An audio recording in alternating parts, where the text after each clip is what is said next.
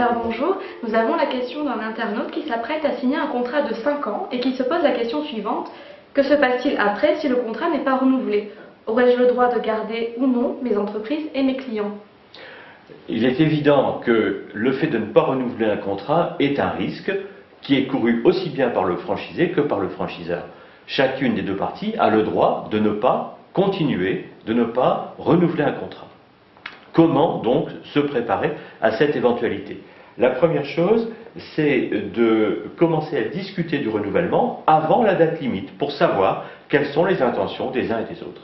La deuxième chose, c'est toujours d'envisager la possibilité de vendre son affaire plutôt que de la transformer en quelque chose d'autre. La vendre au franchiseur, qui ne peut pas vous offrir n'importe quel prix, ou la vendre à un autre franchisé. Et la troisième chose, c'est de se dire quelles sont les clauses dans le contrat qui éventuellement limitent ma possibilité de continuer à exercer le même métier au même endroit.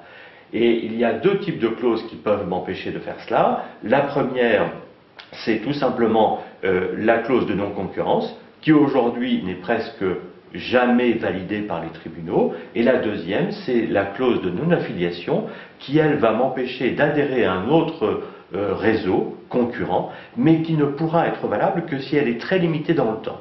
Donc aujourd'hui, ce qu'il faut savoir, c'est qu'il existe encore dans les contrats des limitations à la possibilité de continuer son activité, mais que ces limitations sont fortement contrecarrées par la jurisprudence.